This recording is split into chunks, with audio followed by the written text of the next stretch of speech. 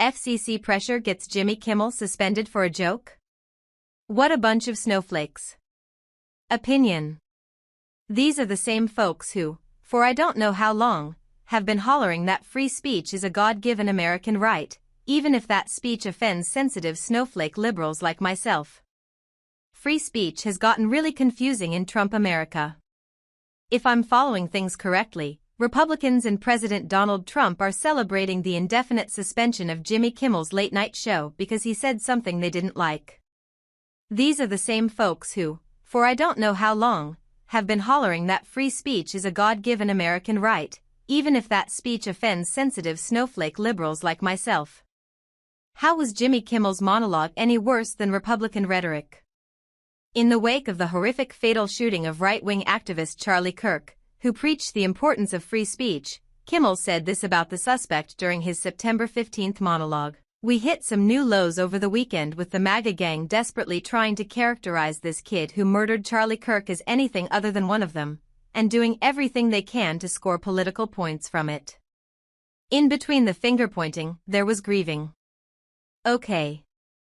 That doesn't sound all that offensive to me. Given what little we've learned about the suspect, it sure doesn't seem like he's a MAGA type. But he also doesn't sound like a radical leftist, which is the way everyone on the right has gleefully, and without consequence, painted him. If anything, the suspect's ideology seems muddled, and his specific motivation to commit such a horrible act is unclear. Kimmel wasn't mocking Kirk or the awful crime. He was mocking the right's overtly political reaction. So I guess we can't do that now? Free speech is crucial, unless it's directed at Republicans who don't want to hear it? Kimmel's joke was apparently worthy of FCC pressure campaign. For whatever reason, Kimmel's words were so intolerable to the Trump administration that Federal Communications Commission Chairman Brendan Carr put the squeeze on ABC to shut the comedian down. And the network, owned by the Walt Disney Company, folded almost instantly. Again, and I swear, I'm not trying to be difficult here, I don't understand how bonking a late-night host like this squares with a passionate devotion to free speech.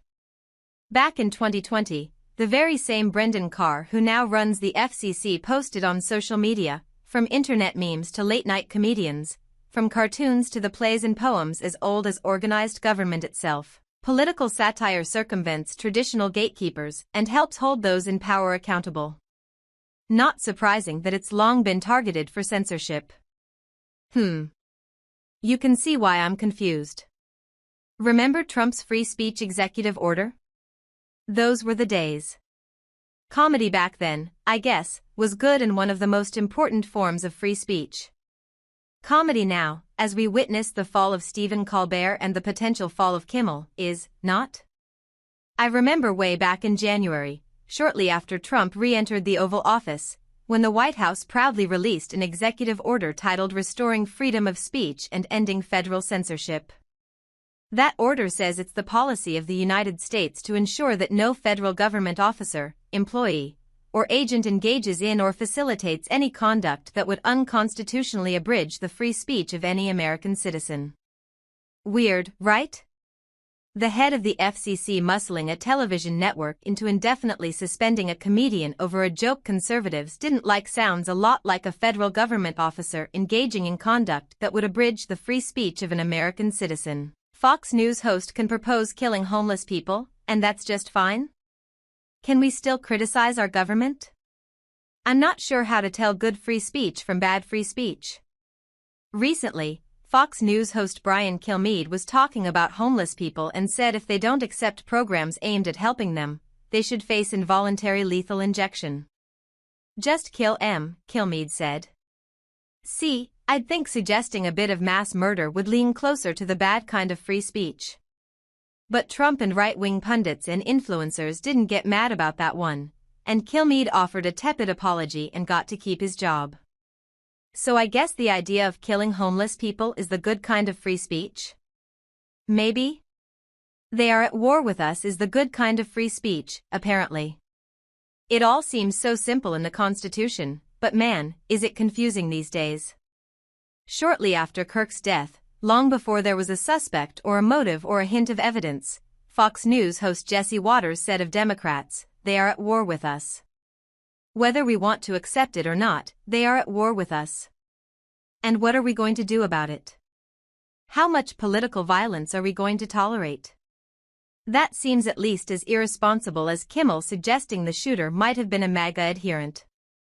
In fact, it seems a lot more irresponsible, as Waters is putting things in bellicose terms and suggesting conservatives are facing an existential crisis. Selective outrage seems to trump free speech these days. Shouldn't the FCC also target Fox News and demand Waters be suspended? You'd think so. Did that happen? Not at all. So I guess suggesting roughly half of Americans are trying to kill the other half of Americans and hinting at a necessary civil war is good free speech that's worthy of protection. Only if Kimmel had mocked Muslim people or LGBTQ community. What if Kimmel stood up during his monologue and said this? The American way of life is very simple. I want to be able to get married, buy a home, have kids, allow them to ride their bike till the sun goes down, send them to a good school, have a low-crime neighborhood, not to have my kid be taught the lesbian, gay, transgender garbage in their school. While also not having them have to hear the Muslim call to prayer 5 times a day. Would that be the good kind of free speech? If I'm following this all right, I think it would. Because that's something Charlie Kirk said. God, this stuff is confusing.